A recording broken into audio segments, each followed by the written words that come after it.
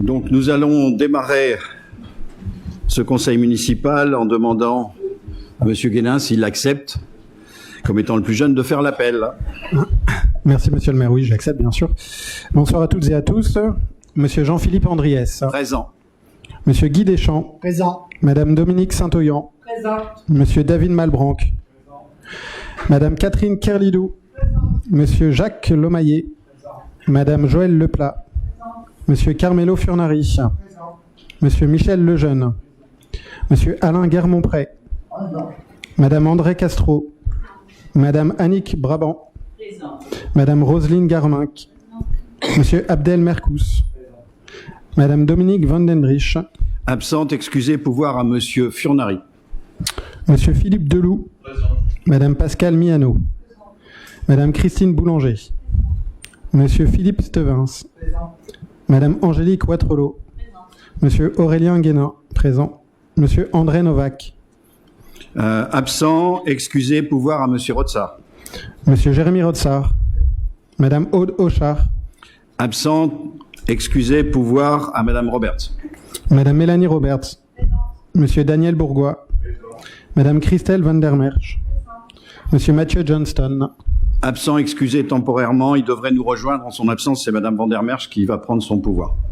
Monsieur Bernard Coster. Présent. Merci. Les décisions prises et les contrats et conventions conclus vous ont été communiqués comme d'habitude avec le dossier du conseil municipal. Je vais vous demander votre approbation pour le PV de la séance du jeudi 6 octobre 2022 dans un premier temps, puisque nous ne l'avions pas validé au dernier conseil municipal de décembre. Y a-t-il des observations sur ce PV de la séance du jeudi 6 octobre 2022 ? Pas d'observation ? Très bien, je mets au vote donc ce PV de la séance du conseil municipal du jeudi 6 octobre. Qui est contre ? Qui s'abstient ? Qui est pour ? Je vous remercie. Je mets au vote maintenant le PV de la séance de notre dernier conseil municipal du jeudi 8 décembre 2022. Y a-t-il aussi des observations ? Pas d'observations ? Pas de questions ? Je mets au vote donc ce PV de la séance du jeudi 8 décembre 2022 de notre conseil municipal. Y a-t-il des observations ? Non, pardon, je mets au vote, je disais. Donc, qui s'abstient ? Excusez-moi. Qui est contre ? Qui est pour ? Je vous remercie. Nous allons donc démarrer l'ordre du jour de ce conseil municipal.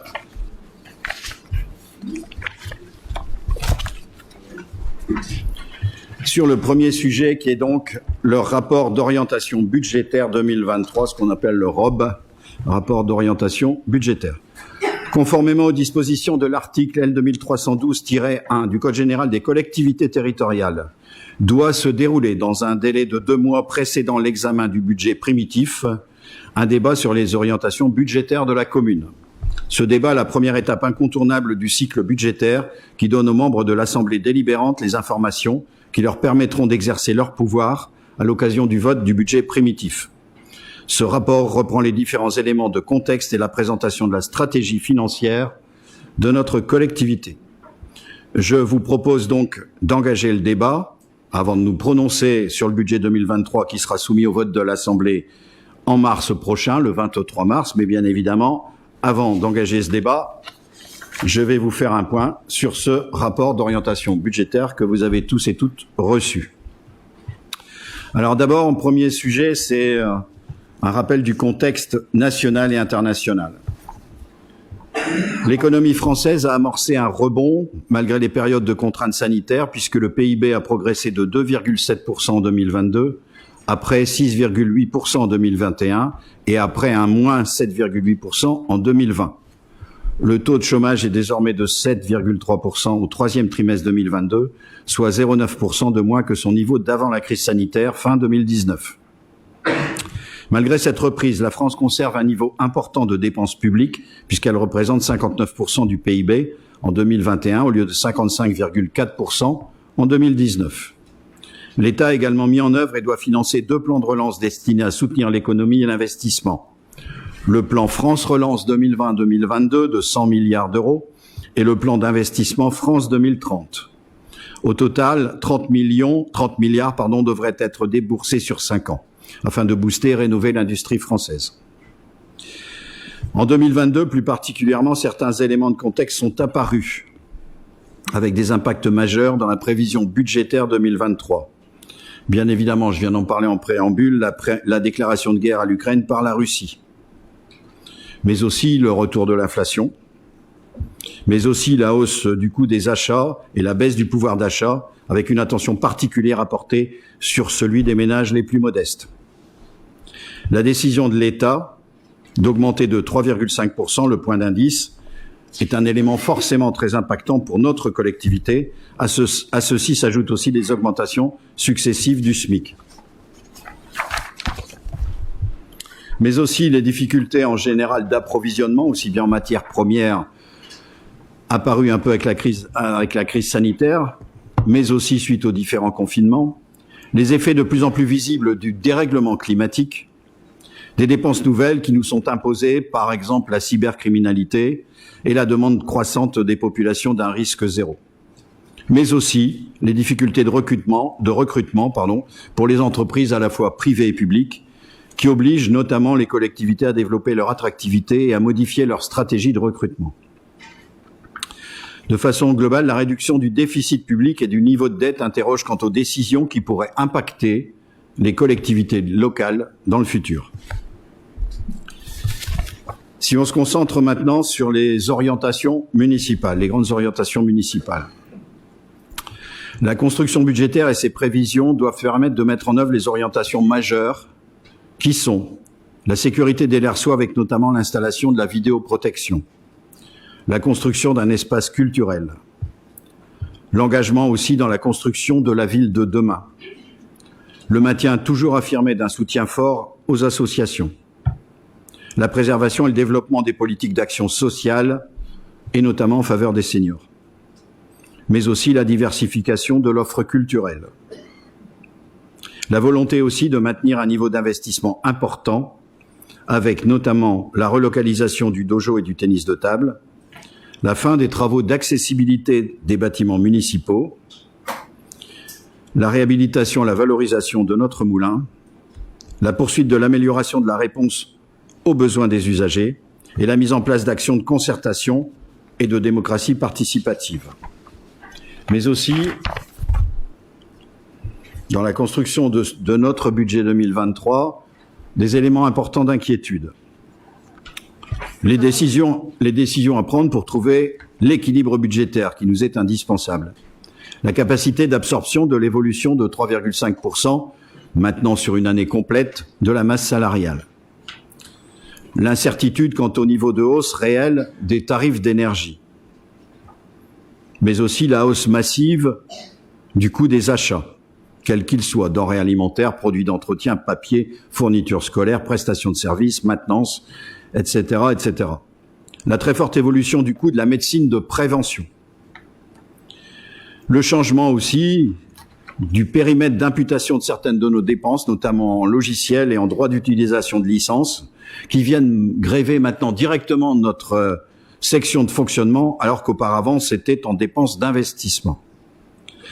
La fin aussi des dispositifs de contrats aidés et la perte des financements afférents, tout en maintenant bien sûr notre volonté et surtout en maintenant les prestations à destination des Lerçois. Mais aussi l'impact des lois Egalim et Climat qui imposent une augmentation de la part des denrées bio ou durables et aussi issues des circuits courts. Encore le poids croissant et inévitable des dépenses informatiques, à la fois pour les équipements, pour se prémunir des risques de cybercriminalité, comme je le disais tout à l'heure, et aussi la nécessité de protéger les données personnelles dont la mairie a connaissance. La réorganisation aussi de la résidence autonomie des 4 vents. Et enfin, la fin de la participation de la CAF au poste de directeur jeunesse et directrice du centre petite enfance au profit du poste à créer de chargé de coopération de la convention CTG, donc convention territoriale globale. Pour parler un peu des opportunités, les nouvelles bases fiscales suite aux constructions sur la commune, mais aussi l'évolution des bases fiscales de 7,1%, puisque, indépendamment de la volonté de la mairie de ne pas toucher à notre niveau de taxe foncier, mais les bases fiscales vont pour tout à chacun augmenter cette année de 7,1%. Mais aussi la stabilité des dotations décidées par l'État au lieu des réductions habituellement pratiquées. Mais aussi les opportunités qui devraient se présenter à nous, le filet de sécurité instauré par l'État. Cette dotation devrait financer une partie des coûts supplémentaires des dépenses d'énergie. Je dis devrait parce que les éléments ne sont pas encore figés aujourd'hui et surtout on ne sait pas quand ça pourra nous revenir. Ce sera très certainement dans le courant de l'année, mais rien n'est affirmé là-dessus. Aussi bien qui couvre les dépenses d'énergie, d'alimentation et de RH, subies par les communes qui ont été les plus impactées en 2022. La mise en place de l'amortisseur énergie pour l'année 2023. L'État financera l'écart entre les tarifs pratiqués par les fournisseurs d'électricité via les contrats souscrits par les collectivités. Là aussi, on avance sur le sujet, mais les éléments ne sont pas encore complètement clarifiés. La prise en compte de la nécessité d'adapter au global nos comportements face à l'évolution des coûts de l'énergie. Mais aussi systématiquement la poursuite de la recherche de subventions, de cofinancement pour nos projets d'investissement. Et enfin, la mobilisation des recettes de l'État dans le cadre du dispositif cantine à 1 €. Si on fait un focus maintenant sur l'évolution de nos dépenses, toujours en fonctionnement, en comparant les années 2019, 2020 et 2021. On prend toujours ces années-là parce que pour celles-là, on a un compte administratif qui a été déposé. Il n'est pas encore fait. Nous voterons notre compte administratif 2022, comme vous le savez, au mois de mars prochain. On s'aperçoit qu'au niveau des dépenses courantes, et le plus intéressant me semble de comparer l'année 2021 à l'année 2019, puisqu'entre deux, on a eu une année 2020 catastrophique pour tout le monde à tous les niveaux et qui n'était pas, je pense, une bonne base pour pouvoir faire des comparaisons. Donc on a voulu, dans les tableaux qui vous ont été soumis, comparer l'année 2019 en compte administratif à l'année 2021. Et on s'aperçoit qu'au global, les dépenses réelles de fonctionnement ont augmenté de 0,94% sur 2 ans. Ensuite, on a fait la même chose pour nos recettes, toujours compte administratif 2019, 2020, 2021, en considérant là que les années sont beaucoup moins comparables en termes de recettes, puisque on est affecté, par exemple, en 2019, le chapitre qui reprenant les produits de services de gestion courante a été majoré d'une recette exceptionnelle suite à la cession de l'ancienne garderie, qui est sur la place Lucien de Monchaux, pour un montant de 237 000 € qui vient forcément impacter le différentiel d'une année sur l'autre, et donc sur le comparatif de ces 3 années. Enfin, le juge de paix pour notre fonctionnement au niveau du compte administratif et bien sûr du budget, c'est notre épargne brute. Là aussi, on compare les autofinancements entre les résultats de l'année 2019, 2020 et 2021, en voyant que notre épargne brute a été confortée sur la période 2019-2021, là aussi notamment à l'aide que nous a fournie l'État, sur pas mal de sujets au niveau des aides au niveau sanitaire, par rapport à la crise Covid, bien sûr.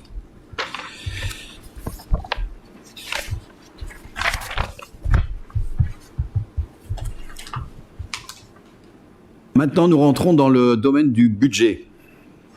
Et là, pour ce faire, nous comparons le budget de l'année passée, le budget 2022, puisque nous n'avons pas encore le compte administratif de l'année 2022, donc on compare budget primitif à budget primitif, le budget prévisionnel de 2023, mais aussi les budgets prévisionnels de 2024 et 2025. Donc on fait une projection jusqu'en 2025.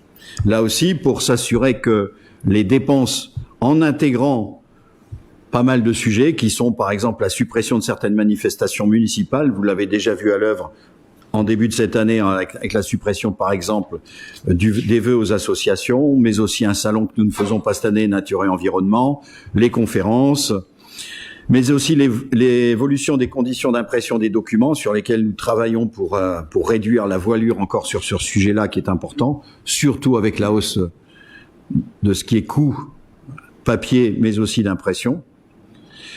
Mais aussi la réduction, c'est peut-être anecdotique, mais la réduction des taxes foncières qui ont été versées par la commune après la vente de la buissonnière, puisque ce bâtiment ne nous appartient plus, tout en absorbant des coûts supplémentaires, comme j'en ai parlé tout à l'heure. Pour rappel, les produits d'entretien ont augmenté sur un an de 25% en moyenne, 21% pour le papier, 21% pour les transports, 20% pour le blanchissage des tenues de travail. Certes, pour ce dernier point sur 2 ans. Mais aussi l'alimentation à destination des enfants, dont le développement des achats de denrées bio et durables de plus de 12%. Mais aussi la continuation du programme d'installation de LED dans les bâtiments municipaux. Les évolutions de dépenses de personnel, qui sont elles estimées à 6,5%, avec les diverses revalorisations du SMIC en 2021, 2022, 2023, l'impact de la hausse de 3,5% du point des dépenses de personnel, comme je l'ai dit tout à l'heure, mais aussi la fin des agents employés en contrat aidé et le recrutement d'agents contractuels pour assurer la continuité des services que nous apportons aux Lersois et aux Lersoises. La réforme du financement de la médecine du travail, j'en parlais tout à l'heure aussi, parce que les cotisations maintenant sont fixes par agent employé par la commune en début d'année, au lieu d'un paiement qui était après réalisation d'une visite effective, et surtout, l'augmentation est de l'ordre de 300%. Quant aux autres dépenses, la subvention au CCAS pour maintenir les prestations sociales, aide aux familles, repas à destination des aînés hébergés, mais également les aînés lersois qui résident à domicile, qui ont besoin d'un accompagnement au travers des PAD, c'est-à-dire des ports à domicile.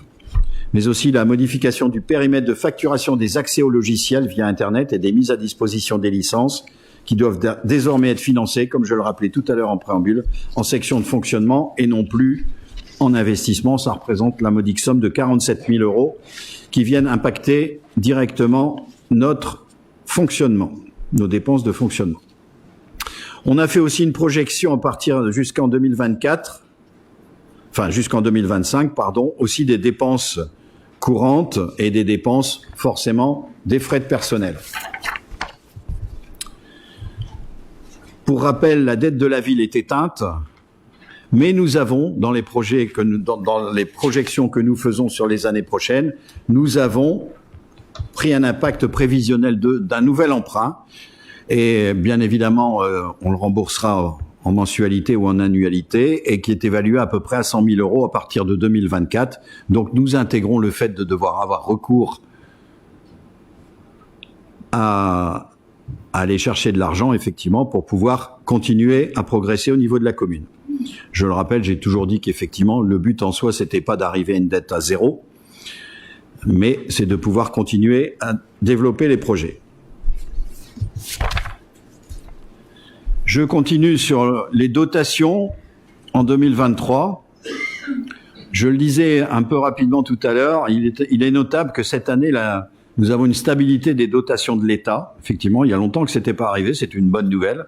La stabilité aussi des dotations de la CAF, suite aux nouvelles modalités de versement, qui sont désormais enfin plus linéaires, et qui permettent à notre service finance de pouvoir avoir une façon un peu plus sereine de voir arriver ces chiffres et ces calculs, qui apportent surtout plus de stabilité, comme je le disais, et une visibilité annuelle. Une augmentation de la compensation de l'État pour les taxes foncières des entreprises qui se développent sur notre parc d'activités. Mais aussi des recettes plus importantes qui sont constatées pour les droits de mutation qui sont perçus depuis 2 ans.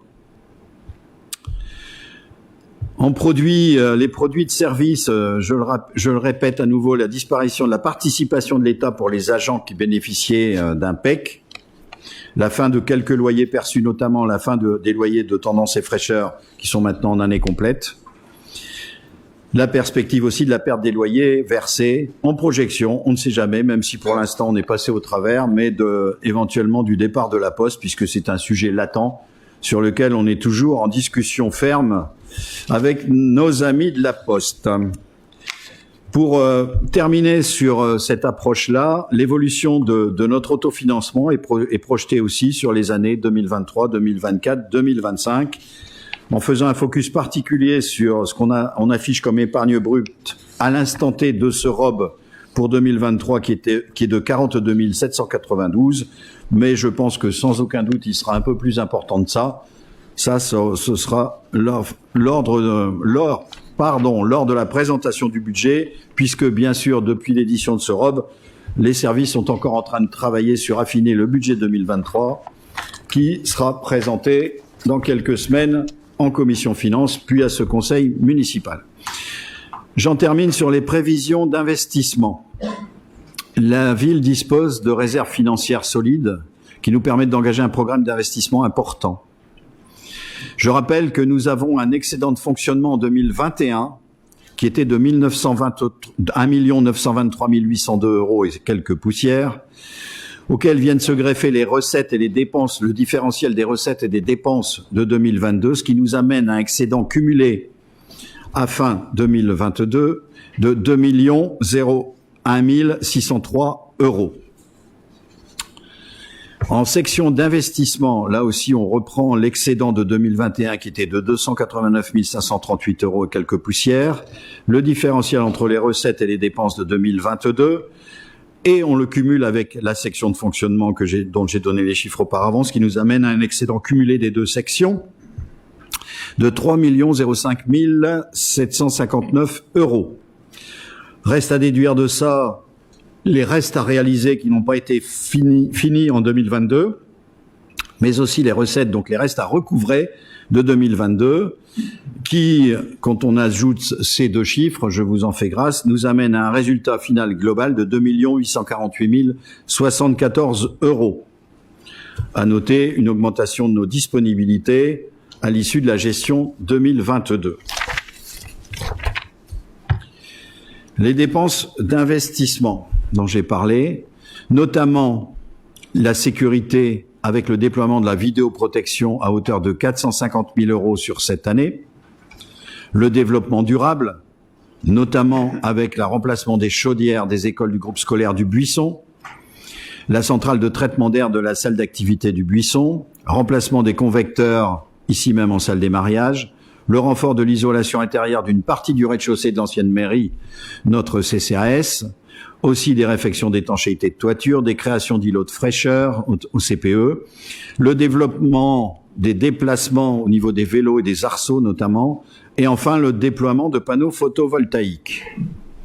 Mais aussi l'amélioration du cadre de vie, notamment dans les espaces publics avec des bancs et au niveau des espaces verts, la poursuite de la rénovation de l'éclairage public avec cette année 300 000 € qui sont constitués de la fin du programme 2022 et ce qui est prévu en 2023.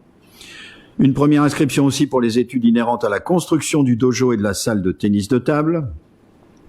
Un engagement constant pour l'entretien de notre patrimoine, notamment avec la rénovation du réseau sanitaire de l'école Kergomar et du logement d'urgence rue Victor Hugo.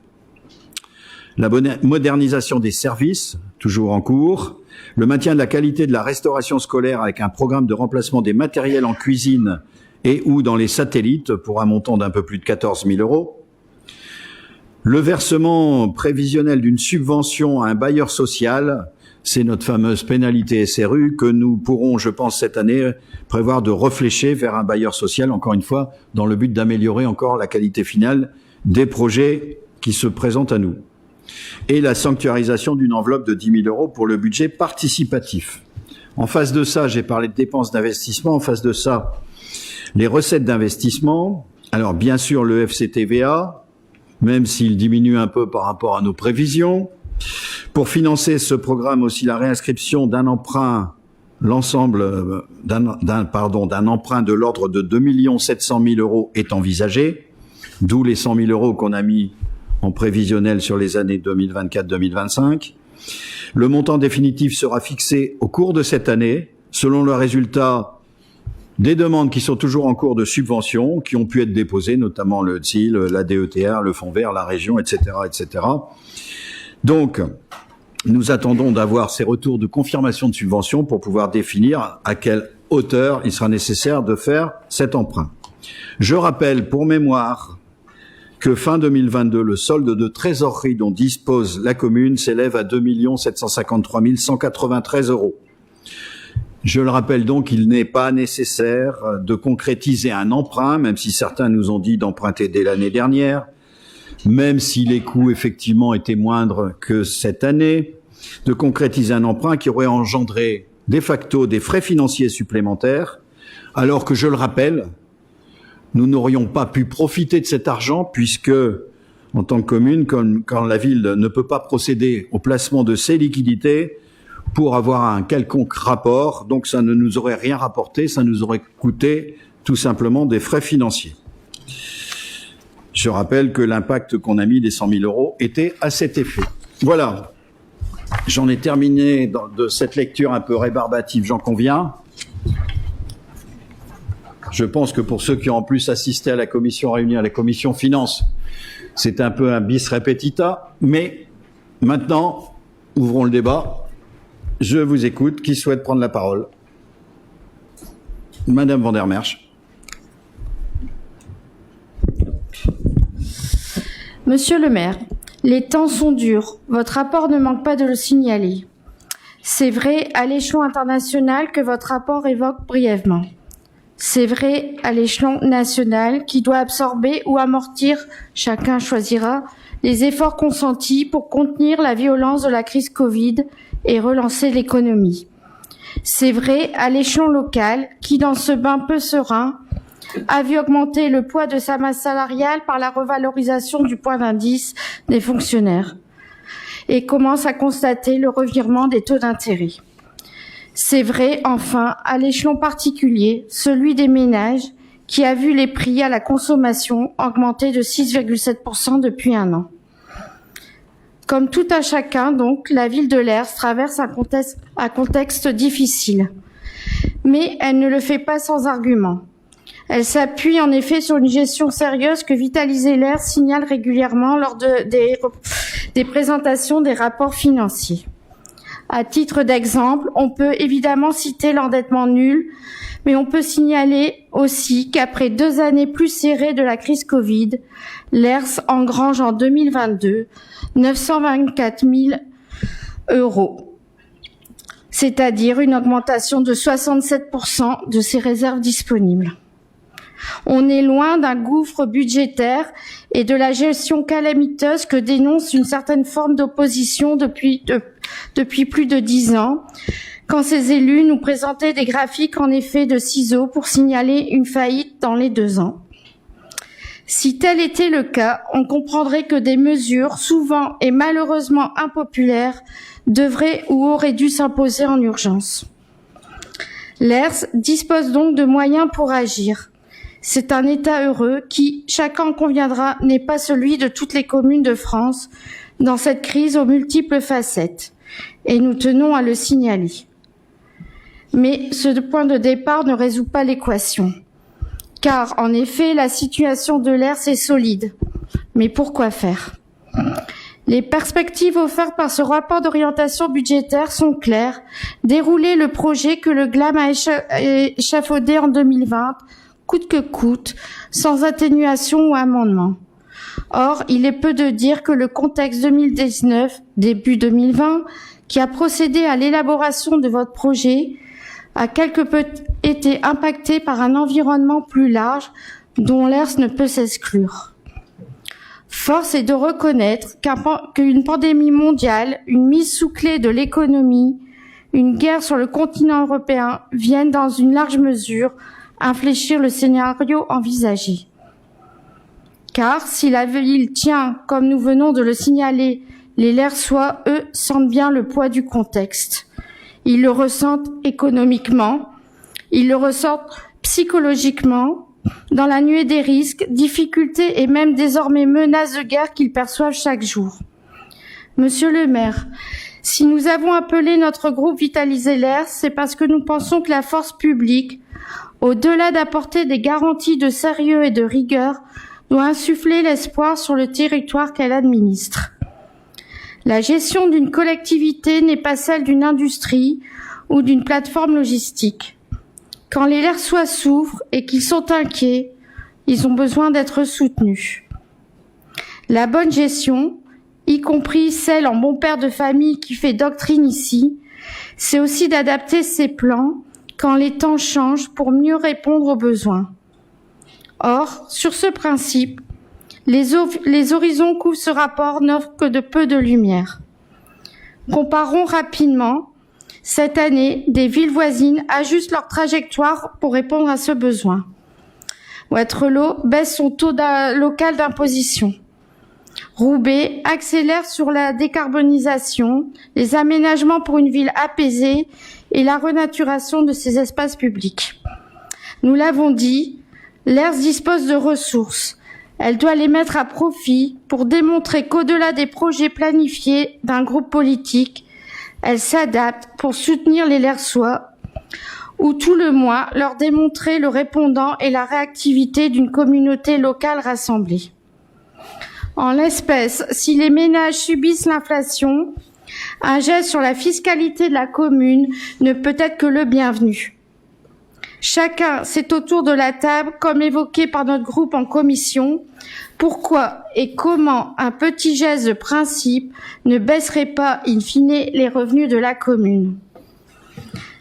De même, alors que la jeunesse a été une cible de choix pour obtenir une augmentation des produits et des services, une contrepartie sur les espaces qui leur sont consacrés aurait été de bon augure.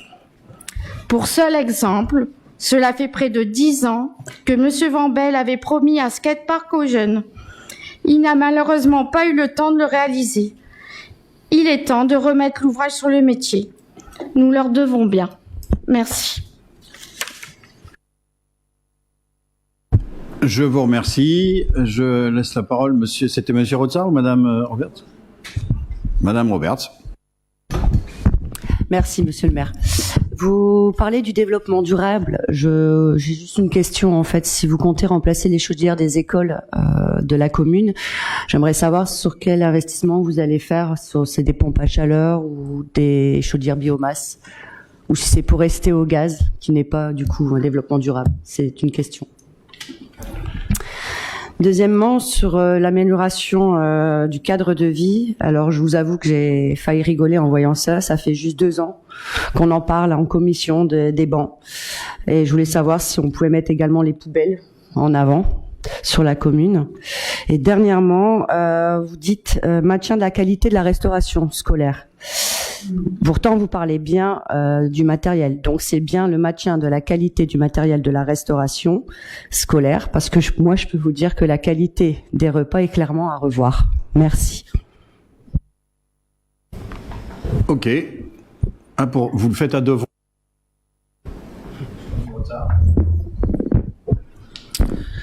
Alors, le D de DOB, c'est pour le mot débat. Débat d'orientation budgétaire. On est vraiment un. Comme chaque année, je vais prendre la parole avant ou après d'autres élus de la minorité. Comme chaque année, monsieur le maire, vous allez répondre et cela s'arrêtera là. Aucun autre élu de la majorité ne va débattre, discuter de manière organisée. C'est dommage, car certains auraient des choses à dire apparemment. Je précise, nous ne débattons pas non plus en commission. On nous expose les décisions prises et au mieux, nous arrivons à rectifier des choses à la marge.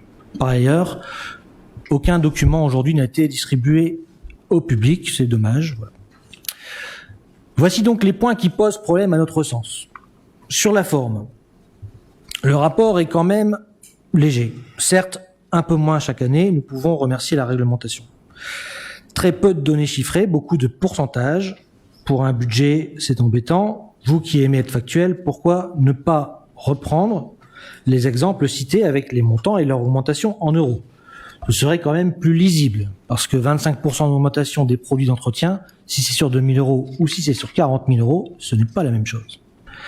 Parfois, cela ressemble plus à un rapport d'incantation, surtout sur le développement durable. On sent que c'est pas trop votre truc. J'ai beaucoup aimé les panneaux photovoltaïques non chiffrés, non positionnés, qui sont arrivés comme ça au mois d'octobre. Je vous rappelle quand même la réponse sur ce sujet de votre architecte pendant la réunion publique pour l'espace culturel. où un LERSOis l'a interpellé sur ce sujet. On lui a répondu, non, ça ne sert à rien, les panneaux photovoltaïques. Il faudrait savoir. L'architecte a dit ça. Cela aurait été donc judicieux d'en mettre sur ce nouveau bâtiment, même si on n'est pas spécialement d'accord avec ce projet, ne serait-ce que pour une rationalisation des coûts. Pour rappel, à l'époque, nous l'avions déjà demandé pour l'extension de la mairie et pour le centre petite enfance. En même temps, quand on ne sait pas déjà gérer la biodiversité d'une mare, sur le fond, pour le fonctionnement, vous avez annoncé une augmentation des coûts des fameux services municipaux à destination des familles de 750 000 €.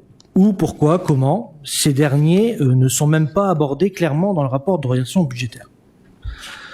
De plus, toujours dans ce rapport, page 13, l'État a décidé de revaloriser les bases fiscales de la taxe foncière de 7,1%, vous l'avez dit. L'État instaure un filet de sécurité pour une dotation qui devrait financer une partie des coûts supplémentaires, énergie, alimentation, augmentation du SMIC et du point d'indice des fonctionnaires, plus encore une augmentation pour un financement des augmentations, plutôt des écarts de prix appliqués pour les fournisseurs d'énergie. Quels sont les impacts ? Pour l'instant, nous ne le savons pas encore. Donc, si je comprends bien, en décembre, nous demandions aux parents, par une délibération, de financer des augmentations hypothétiques, mais nous ne savons pas toujours quelles sont les recettes qui vont arriver. Quelle cohérence ? Si nous parlons des dépenses de personnel, qui pour nous est autant une question budgétaire qu'une question RH, ressources humaines. En effet, lorsque vous vous retrouvez à estimer un coût de revient de votre repas de restauration scolaire à 9,22 €, information que nous n'avons eue que via les réseaux sociaux, le conseil municipal n'ayant toujours pas été informé de ce calcul, on peut se poser la question de la charge salariale sur ce coût. De toute façon, nous n'avons pas cette réponse, donc on peut se poser la question. On n'a pas la réponse. Est-ce cela, pour vous, la fameuse instance démocratique, comme vous le précisez dans votre dernier communiqué de presse, prendre des décisions sans avoir les informations nécessaires? Alors 69%, 70% ou 68% du budget de fonctionnement pour les dépenses de personnel, c'est clairement trop, puisque c'est 15% de plus que la moyenne nationale. Et pourtant, nous n'avons pas de cantonnier, nous n'avons personne pour occuper des enfants à la sortie des écoles sur les passages piétons, nous n'avons que 3 jardiniers, et encore, le 3e est arrivé il n'y a pas si longtemps.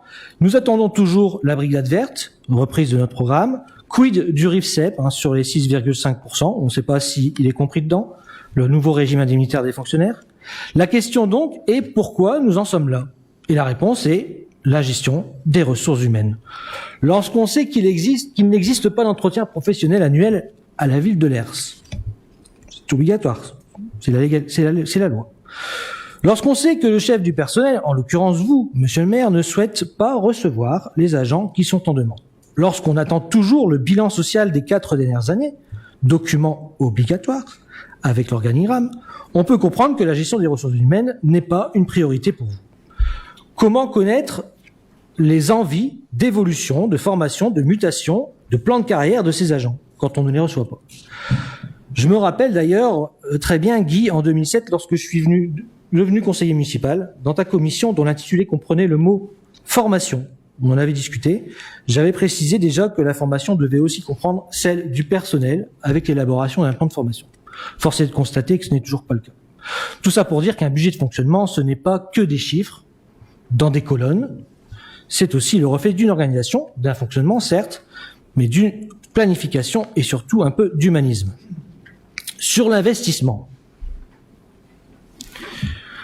où est le PPI ? Vous avez osé lancer cet acronyme à l'Assemblée générale du Cercle Saint-Louis de vendredi, le plan pluriannuel d'investissement. Nous l'attendons toujours. Moi, je sais pas, j'ai toujours pas vu le plan pluriannuel d'investissement depuis le début du mandat. On a des briefs, on a quelques informations, on n'a pas un plan pluriannuel d'investissement. D'ailleurs, peut-être que nous n'aurions pas de retard, peut-être que nous n'aurions pas de retard sur le plan d'accessibilité des bâtiments pour les personnes à mobilité réduite, qui, d'après la loi, devrait être terminé en 2015, ou encore sur l'éclairage public, où rien n'a été fait en 2022. Tout Flers a bien réussi à le faire, pourquoi pas nous? Par ailleurs, toujours par rapport à l'investissement, ce week-end, j'ai assisté à une représentation d'un spectacle d'une association, avec près de 1000 spectateurs sur ce week-end. Et je me suis encore fait la remarque d'un équipement inadapté pour faire un spectacle digne de ce nom, ne serait-ce que pour le confort des spectateurs, au bout de 2 heures, ça fait un peu mal. Une seule salle des fêtes ou de réception datant de 1957, quand l'ERS comptait 4500 habitants. On en a 9500. Cela ne permet ni à toutes les associations, ni à tous les citoyens d'en bénéficier. Il aurait peut-être été judicieux ou intéressant d'équiper la salle Pasteur d'une vraie cuisine, par exemple, d'un vrai bar, j'en avais discuté avec le personnel. Cela répondrait à une réelle demande. Mais pas de débat, pas de discussion organisée, pas d'échange d'idées. Je vous le dis maintenant, je ne sais pas où j'aurais pu le dire ailleurs. À côté de ça, vous allez construire un bâtiment de 4 millions d'euros, puisque 3,6 millions plus les augmentations des matériaux, on en reparlera, dans un quartier inadapté où aucun habitant du quartier n'est d'accord, pour 2 associations, en dehors de l'école de musique, dont une qui n'avait rien demandé. Vous osez écrire que leur bâtiment est inadapté.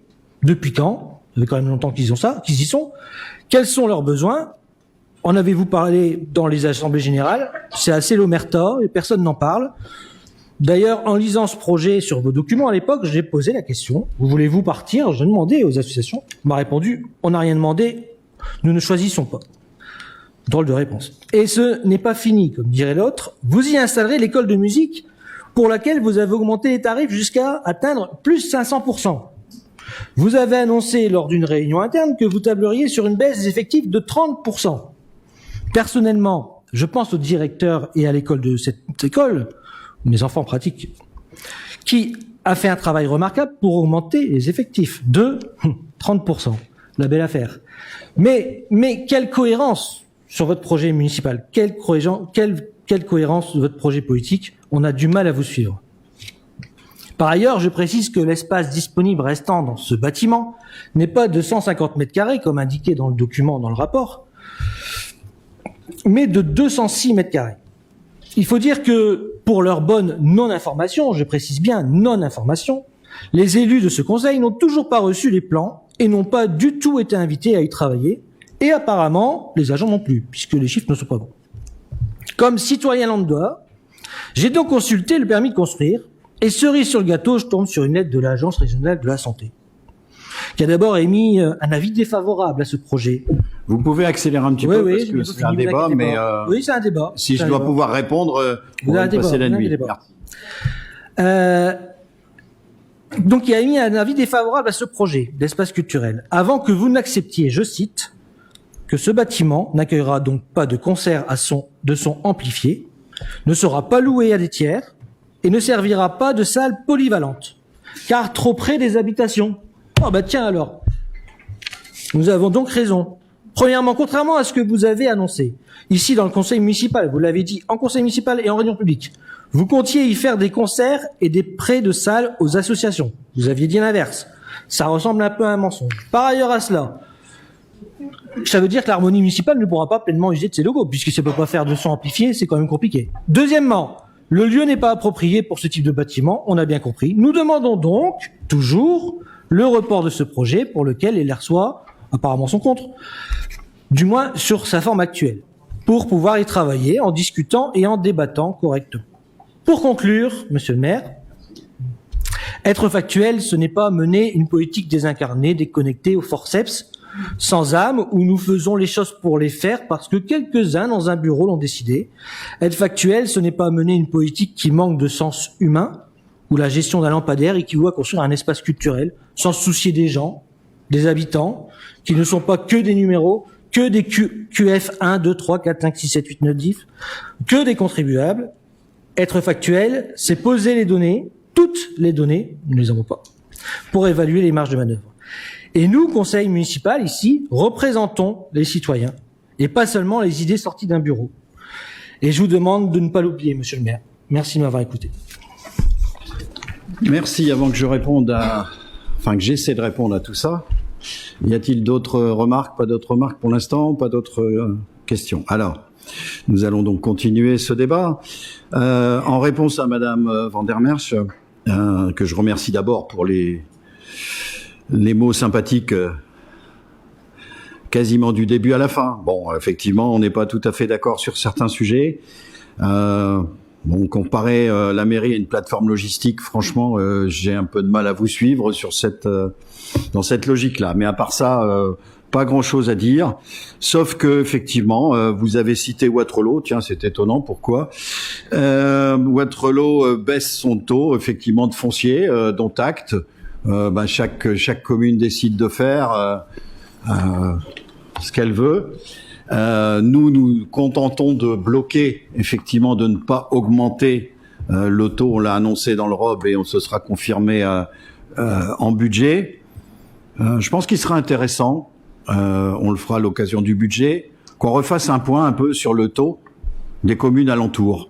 On s'était prêté à l'exercice il y a quelques années, vous n'étiez pas là, Madame Vandermerch, j'en suis désolé, mais c'était intéressant. Parce que c'est bien de dire que l'un baisse de 1%, l'autre augmente d'1%. Mais la réalité, c'est quel pourcentage payent les habitants des communes pour leur commune au niveau de la taxe foncière. Donc on mettra ça très clairement sur la table, je m'y engage, au budget, c'est dans un mois, enfin un peu plus.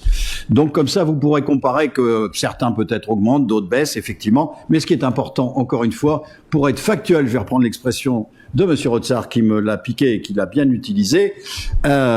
Encore une fois, on verra la réalité des chiffres en termes d'efforts qui est demandé aux habitants des différentes communes alentours. On pourra en discuter tout à loisir.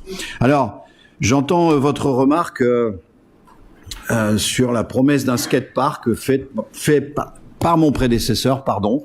Effectivement, c'est un sujet qui est toujours resté en suspens. Il a été porté, plus ou moins porté activement par certains jeunes ou par des émanations de conseils des jeunes, etc. Ce sujet est revenu d'actualité, donc voilà, il est porté par le groupe du CMJ, me semble-t-il, ou de la MDJ. Enfin bon, voilà, les deux à la limite. Donc ce sujet, je pense que c'est pas l'Arlésienne, nous y viendrons. Mais je rappelle quand même que, puisque vous avez pris vous-même la durée de 10 ans, depuis 10 ans, c'était même avant que j'arrive, les dotations ont très nettement baissé pendant un certain nombre d'années. On vient de traverser 2 ans de Covid, donc on n'est quand même pas dans une situation tout à fait sereine. Alors effectivement, il y avait des projets, il y a des annonces qui ont été faites, mais voilà, je pense que c'est important que ce sujet, je vous le rassure, il est toujours porté. J'en prends à témoin Monsieur Furnari qui travaille avec les jeunes sur le sujet, mais effectivement, dont acte, il n'a pas encore été déployé. Oui, parce que pour l'instant, il est un peu enterré. Hein. Pardon ? Je dis pour l'instant, c'est un peu enterré. Il n'y a pas de budget déjà. On a travaillé. Très clairement, pas en 2023. Ouais. Oui, c'est clair. Parce qu'on a travaillé quand même pas mal dessus. Et puis, de toute façon, le groupe des jeunes qui a travaillé dessus, leur mandat est terminé. C'est devenu les ADJ. Et pour l'instant, on a pris note. On voit rien arriver. En tout cas, je peux vous dire que c'est ni l'Arlésienne, ni enterré. Mais effectivement, ça n'a pas été mis au budget 2023. C'est évident. Je pense qu'il y a d'autres priorités, encore une fois. Et on les assume, elles sont importantes. Alors, pour répondre à Madame... C'est bon, Madame Vandermarch ? Madame Roberts, vous parlez des bancs et des poubelles, effectivement. Alors, on aurait pu se précipiter sur le sujet, mais effectivement, on a voulu de la concertation, à la fois au niveau du nouveau Conseil des seniors, je prends un témoin, Joël qui est là devant moi, qui est un sujet qui est remis par le tout nouveau Conseil des seniors, parce que on a l'avis des jeunes, c'est important, mais je pense que les bancs sont utilisés aussi par nos seniors, et que justement, on a attendu un peu pour ce projet, parce qu'on voulait que le Conseil des seniors ait sa vision. C'est bien pour ça qu'on est allé chercher, tant que faire se peut, dans le Conseil des seniors, des gens de tous les quartiers, pour ne pas avoir qu'un son de cloche sur un quartier qui semblerait important, mais d'avoir une vision globale et une double vision à la fois par les jeunes, puisque par exemple c'est les jeunes aussi qui ont décidé de l'implantation des nouveaux, comment on appelle ça, des nouveaux piétos, les petits bonhommes là que vous avez vus un peu plus loin que des écoles aujourd'hui. C'est les gamins, entre guillemets, les jeunes, pardon, faut pas les appeler des gamins, les jeunes qui ont fait le tour, voilà, avec les équipes et qui ont décidé, qui ont proposé certaines localisations pour ça. Ce sujet est ouvert aussi sur les bancs, mais on va le compléter à l'évidence aussi avec nos seniors, parce que je pense que les 2 tranches d'âge sont concernées par ça. Donc c'est pas enterré, on y travaille, y compris avec les poubelles, parce que là on est sur une réflexion globale, plus globale, c'est de changer l'ensemble des poubelles, tout le mobilier urbain. Il y a d'ailleurs une partie des budgets qui sont mis sur qui sont déjà mis sur cette année pour des remplacements et qui seront accentués en 2024. Après, vous faites jusque-là, on a partagé le sujet. Je le partagerai un peu moins avec vous, vous le comprendrez, parce que vous faites le focus sur le maintien de la qualité de la restauration. J'ai parlé d'investissement de matériel, effectivement. Donc c'est effectivement, de mémoire, il y avait 14 000 € ou je ne sais plus quoi au ROB, qui est inscrit, je l'ai lu tout à l'heure, je crois me rappeler. Mais par contre, vous êtes voilà, un peu négative sur la restauration par elle-même. Pardon ? La qualité de la restauration, oui, j'entends bien. Je parle bien de la restauration, de la nourriture, des repas. Je peux vous dire que Monsieur Furnari se prête à l'exercice avec des parents, parce que quelquefois des parents se plaignent, effectivement. Et la meilleure des solutions, c'est de les y faire manger. Et ça a déjà été fait à 2 reprises depuis le début de cette année, je pense, enfin début de l'année scolaire. Là aussi, voilà, on va pas inviter tous les parents, bien évidemment, mais c'est fait de façon, voilà, quand le sujet se pose. Et je peux vous dire que, sauf erreur, Monsieur Furnari, je vous laisse répondre. J'ai invité 2 parents qui, a priori, étaient mécontents de la qualité des repas, le 12 janvier. Et les 2 parents, à la fin du repas, ont confirmé qu'ils étaient satisfaits de la qualité. Donc, c'est clair que c'est pas un panel assez large, mais j'ouvre à chaque fois l'invitation. Merci. Et juste, je voudrais compléter par un chiffre et ne pas dire de bêtises, parce que vous savez que j'aime bien donner les bons chiffres quand je les affirme. La restauration, au niveau de la restauration scolaire, je peux vous dire qu'on est au-delà des chiffres de trajet court, de bio, et on est de l'ordre, on devrait avoir 50%. En proximité, on est à 56%, et on devrait être à 20% de bio sur l'année, enfin depuis l'année 2022, sauf erreur, on est à 28 ou 30% de bio. Donc là aussi, je pense que la qualité, c'est aussi ça, c'est de respecter et surtout de devancer, puisque ces chiffres qui nous sont annoncés doivent augmenter en termes de pourcentage sur les années à venir, et qu'on y travaille déjà. Donc je tiens à vous dire, et surtout, par respect du personnel qui y bosse, je ne partage pas du tout votre analyse sur la qualité. Alors, bien sûr, ça peut vous faire sourire, Madame Roberts, mais moi, derrière ces repas, il y a des gens qui y bossent tous les jours, dans des conditions pas faciles. Je tiens aussi à dire qu'ils font leur boulot, et que la qualité, c'est aussi ça, et que justement, pour démontrer ça, on invite des parents à venir manger à la restauration pour qu'ils se rendent compte par eux-mêmes. Et on les laisse choisir le jour, hein. On n'organise pas ça spécialement pour eux, je tiens à vous le dire. Alors, Monsieur Rotsar. Alors là, j'ai pas eu le temps de tout noter. J'aime bien aussi, vous savez, à part factuel, j'aime bien aussi dire, c'est une belle liste à l'après-vert, je peux le faire parce que, effectivement, je vais avoir du mal à vous suivre. Par contre, il y a des petites choses, j'ai noté ce qui m'a franchement interpellé. Vous me dites qu'il n'y a pas eu de débat en robe. Écoutez, il y a d'autres personnes ici, y compris de l'opposition, qui étaient en robe, qui ont posé des questions, avec lesquelles on a débattu, me semble-t-il. Monsieur Johnson, je vous demande juste d'acter ça, si vous en êtes d'accord avec moi. Mais je vais non seulement l'acter, je vais aussi rappeler que le DOB ne s'appelle plus DOB, mais robe. Non, c'est pas vrai. Et en commission, nous avons échangé. J'ai compris, Monsieur Rotsar, j'ai compris les termes, j'ai bien compris la différence entre un R et un B. J'ai bien compris. Simplement, je rappelle qu'il y avait d'autres personnes à cette commission et que ces personnes ont posé des questions auxquelles j'ai répondu. Vous avez parlé du RIFSEP, j'ai répondu au RIFSEP. Notamment. Oui, vous. Non mais. Monsieur. Non, le jour où vous avez dit, je me renseignerai bien, je vous dirai si ça fait partie des 6,5% d'augmentation. Monsieur Johnson, j'ai bien confirmé que c'était dedans, s'il vous plaît, parce que... Selon mon souvenir à moi, oui. C'est la réponse qui a été une hésitation dans un premier temps, et je vous confirmerai par la suite, mais il y a mieux une réponse affirmative sur donc, le compte-rendu que moi j'ai de cette question que j'ai moi-même posée. D'ailleurs, je vous remercie de relever mes propres interrogations à votre compte. L'interrogation technique que j'ai posée sur le RIFSEP, qu'il est bon de rappeler qu'il s'agit du régime indemnitaire des agents municipaux dont vous vous souciez du sort. La réponse que j'ai posée, c'est sur l'estimation de 6,5% d'augmentation de la masse salariale que vous prévoyez pour l'année prochaine, sachant que l'année dernière, vous n'aviez pas anticipé l'augmentation du point d'indice. C'était quand même une clé importante. Est-ce que cette fois-ci, vous avez anticipé l'augmentation qui sera issue du RIFSEP? Oui. Ce à quoi vous avez une courte hésitation, et vous avez dit oui. C'est vrai que peut-être vous avez dit, je vous confirmerai, mais moi, ce que j'ai retenu, et en l'absence de confirmation, c'est que je suis resté sur mon idée que, et donc là, chacun comprendra que les 6,5% d'augmentation estimée dans le rapport d'orientation budgétaire qui s'appelle bien ROB sont inclus dans les 6,5% d'augmentation. Ok, merci. Alors après, j'ai un peu du mal à choisir les sujets parce que voilà, je voudrais pas réagir. C'est un débat, ça doit pas être une réaction, mais il y a énormément de contre-vérités dans ce que vous dites. On peut les énumérer. Ce qui est très curieux, c'est que vous me demandez, vous dites qu'il faut plus de chiffres au début, puisque vous dites qu'on exprime en pourcentage, par exemple, les augmentations, que ce serait bien d'avoir des chiffres. Et après, vous nous dites à la fin qu'un ROB, c'est beaucoup de chiffres et que c'est un peu fatigant.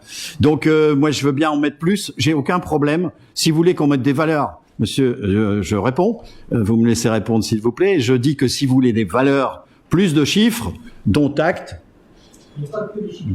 le service finance mettra plus de chiffres l'année prochaine dans l'Europe, si vous le voulez. Moi, encore une fois, on peut enrichir de chiffres ce ROB, qui est déjà, à mon humble avis, on essaie de le synthétiser pour qu'il soit le plus évident possible. Maintenant, si vous voulez des chiffres, on ajoutera des chiffres. Il n'y a pas de problème là-dessus, puisque de toute façon, l'ensemble de ces chiffres, je vous le rappelle, sont revus lors du budget, de toute façon. Donc ces chiffres, d'une façon ou d'une autre, vous les verrez dans 1 mois et demi en budget. Alors après, vous nous accusez pêle-mêle de n'avoir que 3 jardiniers. Ok, bon, dont acte, effectivement. On essaie d'occuper nos équipes. Je rappelle aussi qu'il y a un certain pourcentage. Ah oui, c'est vous qui avez dit 2 ou 3 jardiniers. On est d'accord. Non, mais je vous vois étonné. Donc, oui, mais je vous rappelle aussi qu'on fait appel à des prestataires locaux. Par chance. Donc voilà, il faut aussi le savoir et c'est un état de fait. On fait certains travaux par nous-mêmes et d'autres qui sont faits par des prestataires extérieurs, dont acte. Je vois pas en ça. Je veux bien répondre à cette accusation, mais je ne l'aperçois pas. Après, pour faire le focus sur nous avons effectivement une seule salle des fêtes. Oui, c'est vrai. Je l'avoue, une seule salle des fêtes. Oui, oui, une seule salle des fêtes disponible. Je pense qu'on la met assez à disposition de l'ensemble de nos associations. Certaines sont toujours demandeuses plus, bien sûr. Et chaque année, on essaie de la rendre disponible le plus possible. Alors, vous dites qu'il n'y a pas assez d'équipement et que l'équipement n'est pas technique. Je voudrais juste vous rappeler que si votre voisin était là, il ne pourrait pas me contredire. Je parle de Monsieur Novak, pour être très précis. C'est que quand on a fait le dernier équipement scénique je parle pas de la voiture, je parle bien de l'équipement scénique de la salle des fêtes, nous avons réuni des associations utilisatrices, dont les 2 qu'ils représentent, pour leur demander ce qu'ils voulaient. Très clairement, ça a été fait.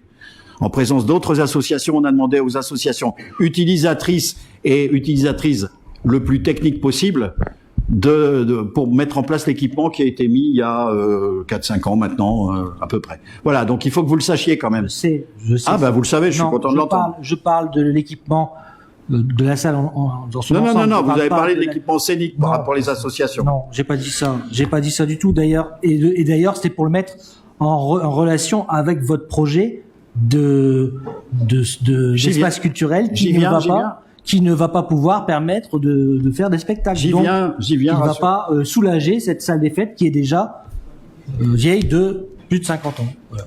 Alors, oui, certes, elle est, si 50 ans c'est vieux, elle est vieille, oui. J'entends. Elle a soulagé. On n'a jamais eu envie de la soulager. Elle est bien remplie et c'est tant mieux. C'est notre vocation. C'est notre vocation d'avoir une salle qui soit le mieux remplie possible. Je rappelle qu'on a aussi la salle du centre, qui sert pour certains spectacles. Je le rappelle. Maintenant, pour terminer sur l'espace culturel, dont là aussi je ne peux pas partager l'analyse en nous disant qu'on n'a pas demandé aux associations de participer à l'élaboration, c'est faux, puisqu'il y a eu un groupe de pilotage avec les associations représentées. En tout cas, elles étaient là pour justement on parle technique, qu'on parle espace, qu'on parle utilisation. Donc on l'a fait avec les futurs utilisateurs de cet espace. Donc là aussi, je ne peux pas accepter ce que vous dites. Et encore une fois, c'est vérifiable, sans aucun problème. Ce groupe de travail, ce groupe de pilotage a existé. On peut vous en donner les dates de réunion, les présents, etc., etc. Et enfin, dire que, par exemple, le bâtiment de l'Harmonie était encore utilisable, bah écoutez, je vous laisse c'est ce que vous avez dit. Vous savez ce que coûte le réaménagement d'anciens bâtiments? Ça coûte beaucoup, beaucoup plus cher. Ah, bah écoutez, renseignez-vous. Actuellement, la plupart des rapports justement sur la réflexion de l'existant, on ne pas justement, on ne pas artificialiser. Oui, j'entends, mais ça dépend quel type de... Oui, mais la rénovation, ça dépend quel type, en quelle classification était le bâtiment. Vous le savez, ça peut aller de A à H, sauf erreur, et ça dépend ça dépend de son état, forcément. Il y a des bâtiments qui, économiquement, ont intérêt et peuvent permettre d'être réhabilités, d'autres non. Encore une fois, il suffit de regarder leur état d'isolation thermique au départ. Là, je vous garantis que ce bâtiment, il ne permet pas de pouvoir réimplanter l'association in situ. Voilà, y a-t-il d'autres remarques sur ce débat d'orientation budgétaire? Puis personne ne veut prendre la parole. Donc, comme vous savez... Ah, pardon, monsieur Guermont-Pré. Je voudrais simplement revenir sur le problème des jardiniers pour rappeler simplement à monsieur Rossard, faisant semblant d'ignorer les prestations de service, il était présent à la commission d'appel d'offres. Merci de cette précision. Alors, plus personne sur ce sujet du rapport d'orientation budgétaire et de ce débat d'orientation budgétaire. Donc, comme vous savez, c'est un débat ou un rapport, il n'y a pas de vote. Donc, on va pas relancer le sujet. On va le clore, si vous le voulez bien, pour passer au sujet suivant.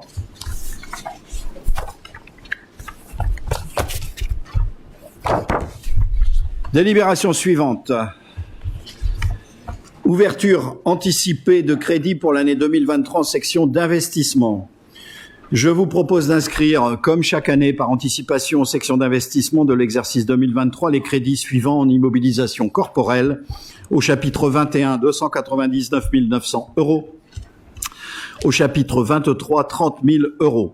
Ces crédits permettront notamment l'installation d'une nouvelle clôture au 98 bis rue Salengros, la création d'un bureau supplémentaire au rez-de-chaussée de l'hôtel de ville, l'acquisition de nouvelles barrières anti-béliers, de barrières anti-béliers supplémentaires pour sécuriser nos manifestations, l'installation de poubelles, Madame Robert, l'installation de poubelles sur la voie publique près du groupe scolaire du Buisson. Donc je vous l'accorde, c'est pas partout, mais voyez. Et on va s'y atteler, c'est pour ça qu'on fait une ouverture de crédit, parce qu'on s'y attelle le plus vite possible, surtout dans les endroits où c'est plus que nécessaire. La rénovation du réseau extérieur d'assainissement des eaux usées du logement situé au 18 bis rue du Général de Gaulle, le lancement des études pour le raccordement à la fibre et les travaux relatifs à la vidéoprotection, la mise en œuvre des travaux de rénovation de l'éclairage public, l'installation d'armoires supplémentaires dans les locaux associatifs de l'espace Beltrame, et l'engagement des prestations des concessionnaires et des travaux pour la construction du pôle culturel. Pourquoi, comme chaque année, nous ouvrons ces crédits anticipés? C'est pour ne pas devoir attendre le vote du budget qui aura lieu le 23 mars, sauf erreur, pour pouvoir permettre au service de démarrer et de lancer certaines choses pour ne pas attendre la fin mars pour démarrer l'année 2023. Je répète que chaque année, nous passons des ouvertures anticipées de crédit et que la loi nous autorise en théorie à aller jusque 25% de notre budget de fonctionnement. Donc on en est très loin. Y a-t-il des remarques? Pas de Monsieur Rotsard. Juste, mettre des poubelles, c'est bien, mais faut-il encore avoir des gens pour les vider? Je vous conseille de regarder la poubelle. Je vous enverrai une photo de la poubelle devant le cimetière et vous verrez. Toujours en J'ai pris note. Oui, monsieur Johnston. J'essaye de suivre entre les délibérations, mais ne vient-on pas de dire que 69% de masse salariale, c'était bien trop? Toujours en train de critiquer le personnel.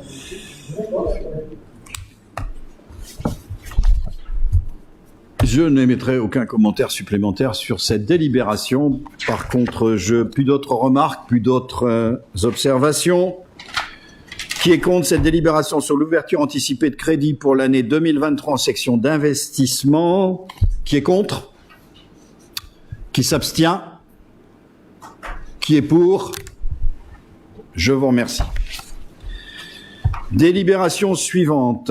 Description des catégories des dépenses à imputer en 62-32 fêtes et cérémonies et en 62-34 réceptions. C'est l'abrogation en fait de la délibération du numéro 1959 du 19 décembre 2019. Dans la nouvelle nomenclature budgétaire et comptable M57 qui est adoptée par la commune à compter du 1er janvier de cette année, comme vous l'avez voté, l'imputation 62-57 réception devient 62-34. Il est donc nécessaire d'actualiser la délibération numéro 1959 du 19 décembre 2019, comme je l'ai dit, en précisant que sont financés au compte 62-32 fêtes et cérémonies, la liste des dépenses concernant les fêtes locales, nationales, etc. Au compte 62-34 réceptions, d'une manière générale, l'ensemble des achats de biens, objets, denrées ou services divers ayant trait aux réceptions organisées par la municipalité.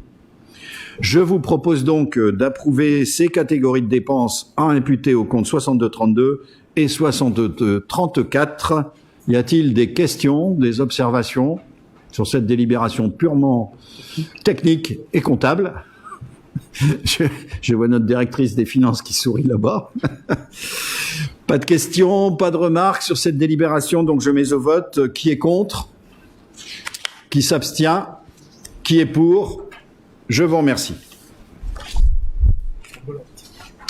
Délibération suivante dans la même veine. Détermination des dépenses à imputer au compte 65 132 prix attribués aux élèves, suite à l'adoption de la nomenclature comptable M57, dont c'est la même punition que le chapitre précédent. La commune de Lers a adopté 2 délibérations concernant les prix attribués aux élèves lersois. La première, délibération numéro 1951 du 19 septembre 2019, qui concerne les modalités d'attribution de calculatrices lors de la mise à l'honneur des élèves lersois et le paiement des factures au compte 6714. La seconde, la délibération 1959 du 19 décembre 2019, qui concerne les dépenses liées au prix de fin d'année scolaire et notamment ceux de l'école de musique au compte 6257. La nomenclature budgétaire et comptable M57, qui est adoptée, comme je l'ai dit précédemment, au 1er janvier de cette année, par vous, prévoit désormais une imputation spécifique pour les dépenses associées au prix, imputation 65 132. Les prix peuvent inclure les calculatrices ou livres actuels, ainsi que tout autre prix, futur, scolaire ou musical. Aussi, je vous propose d'abroger la délibération numéro 2951 du 19 septembre 2019 et d'approuver les modalités d'attribution et l'actualisation de l'imputation comptable pour les prix offerts dans le cadre de la scolarité des Lersois ou celui de l'école municipale de musique ou pour toute autre manifestation au cours de laquelle un prix serait décerné. Y a-t-il des observations? Des questions? Pas plus de questions que la précédente, on est dans la même veine, comme je le disais. Donc je mets au vote cette délibération. Qui est contre? Qui s'abstient? Qui est pour? Je vous remercie. Délibération suivante. Autorisation de mise en valeur des parcelles de terrain AH 1009 et 1013. Pardon, j'ai dit quoi? En vente, pardon. Excusez-moi. Des parcelles de terrain AH 1009 et 1013 situées au 72 rue Pierre-Cateau. Merci de suivre. Lors du découpage cadastral réalisé dans le but d'agrandir le parking public situé rue Pierre-Cateau, que nous avons réalisé récemment, il est apparu que 28 mètres carrés appartenant à la commune, respectivement parcelles AH 1013 pour 7 mètres carrés et AH 1009 pour 21 mètres carrés, étaient occupés par un riverain. Historiquement, la parcelle du riverain était séparée des parcelles communales par un fossé qui a été rebouché. Une clôture a été installée en ligne droite entre les deux propriétés, sans tenir compte de la légère déviation. Aussi, ces surfaces enclavées ne présentant pas d'intérêt en termes d'usage pour la commune, le riverain ayant signifié son accord pour la prise en charge des frais de notaire relatifs à l'acte permettant de régulariser ses limites de propriété, et le pôle d'évaluation domaniale de la Direction générale des finances publiques, qu'on appelle très généralement les domaines, ayant indiqué qu'une cession à l'euro symbolique n'appelait aucune observation de leur part, je vous propose donc d'approuver la cession des parcelles AH 1009 et 1013, qui représentent donc 28 mètres carrés à l'euro symbolique, et de m'autoriser à engager toute démarche à signer tout document relatif à cette cession. Y a-t-il des questions, des remarques? Alors, pour être tout à fait précis, cette parcelle, c'est un triangle qui fait 79 mètres linéaires de base et qui, à son endroit le plus haut, le plus important, si on le considère comme un triangle, fait 71 cm. Pour être très précis. Donc, cette longueur-là sur cette hauteur-là nous donne 28 mètres carrés qu'il faut redresser, si vous en êtes d'accord. Y a-t-il des questions, donc, des remarques? La prise en charge des frais de notaire. Pardon? Des frais de notaire. Je l'ai dit. Donc, qui est contre? Qui s'abstient? Qui est pour? Je vous remercie. Toujours dans ce secteur-là, fixation du prix des parcelles de terrain AH 1014, 1011, 1007 et 1016, situées toujours 72 rue Pierre-Cateau. Par délibération numéro 2163 du 16 décembre 2021, le conseil municipal a autorisé la mise en vente de parcelles situées rue Pierre-Cateau pour une surface évaluée à 4804 mètres carrés. Suite au découpage parcellaire réalisé dans le but de définir précisément les superficies pour l'acte de vente, les parcelles ont changé de numéro et la superficie s'élève désormais à 4765 mètres carrés, au lieu de 4804, je vous le rappelle. L'estimation émise en date du 19 décembre dernier par le pôle d'évaluation domaniale de la Direction générale des finances publiques s'élève à 337 481 €. Aussi, je vous propose de retirer la délibération numéro 2163 du 16 décembre 2021, d'approuver la mise en vente des parcelles AH 1014, 1011, 1007 et 1016 pour un montant de 337 481 €. De m'autoriser à engager toute démarche et à signer tout document relatif à cette cession. Y a-t-il des observations? Pas d'observations? Pas de questions? Je mets au vote donc cette délibération de fixation du prix des parcelles de terrain AH 1014, 1011, 1007 et 1016, situées 72 rue Pierre-Cateau. Qui est contre? Qui s'abstient? Qui est pour? Je vous remercie. Et enfin, pour clore ce secteur géographique, la constitution d'une servitude de passage sur le domaine public, le parking rue Pierre-Cateau.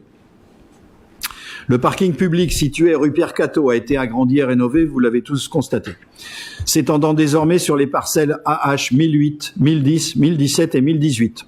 Le conseil municipal vient d'autoriser, juste auparavant, la vente des parcelles AH 1007, 1011, 1014 et 1016, situées à l'arrière du parking. Compte tenu de l'article L 2122-4 du Code général de la propriété des personnes publiques et de la situation d'enclave dans laquelle vont se trouver les parcelles que la ville met en vente, il est nécessaire de constituer une servitude de passage qui permettra aux futurs propriétaires d'accéder à leur propriété en traversant le parking. Je vous propose donc d'approuver la constitution de cette servitude de passage, sachant qu'en raison des contraintes liées à la vente des terrains, la servitude sera accordée à titre gratuit et sera établie par notaire dans l'acte de vente des parcelles précédemment abordées. Y a-t-il des observations? Monsieur Bourgois, je vous écoute. Oui, monsieur le maire. Comme vous venez de le rappeler, depuis l'entrée en vigueur du Code général de la propriété des personnes publiques, le 1er juillet 2006, il est désormais possible de constituer des servitudes conventionnelles de droit privé sur le domaine public. Cette possibilité est consacrée par l'article L 2122-4 de ce code, qui dispose notamment des servitudes établis par convention passée entre les propriétaires, conformément à l'article L639 du Code civil, peuvent grever des biens des personnes publiques. Bon. Il s'agira en l'occurrence d'une servitude discontinue de droit de passage. Le domaine public en sera le fonds servant au profit des acquéreurs des parcelles situées au-delà du parking public, qui en seront le fonds servant. Le domaine public étant le fonds servant, il appartient à l'organe délibérant de la collectivité publique d'accepter ou non la constitution de cette servitude. C'est ce que nous faisons ce soir même. Cependant, concernant la publication de la servitude, même si le Code général de la propriété des personnes publiques n'apporte pas de précision, elle apparaît souhaitable. Cette procédure est d'ailleurs obligatoire pour les titres constitutifs de droit réel dans le domaine public. Il y a le décret du 6 mai 1995 qui le précise. Il conviendra donc de mandater un géomètre pour qu'il établisse un document d'arpentage permettant ensuite de définir la référence cadastrale de la parcelle établie comme fonds servant. Or, dans le cas présent, le parking étant constitué, les terrains vendus, le parking, étant constitué de 4 parcelles distinctes, cadastrées, comme vous l'avez dit, AH 1008, 1010, 1017 et 1018, nous ne savons pas quelle parcelle du domaine public sera grevée de la servitude de passage, puisque aucun plan parcellaire ne nous a été communiqué et qu'il n'y en a pas eu sur la table ce soir. À moins que vous ayez des éléments nouveaux, nous ne pouvons délibérer sur une parcelle qui n'est pas encore définie. Alors est-ce que ces parcelles, comme j'ai pas le plan, sont toutes parallèles à la rue Pierre-Cateau et superposées les unes aux autres, et la servitude traverse ces 4 parcelles? Est-ce que c'est ça? Je ne sais pas. Ou alors, elles sont verticales et la servitude ne passe que par une parcelle. Mais il y a une obligation de désigner la parcelle sur laquelle sera la servitude. Bah écoutez, pour moi, c'est la parcelle qui a servi à la découpe à l'origine, et c'est donc la parcelle, effectivement, longitudinale qui suit le corps de bâtiment, puisque c'est déjà comme ça que le parking est constitué.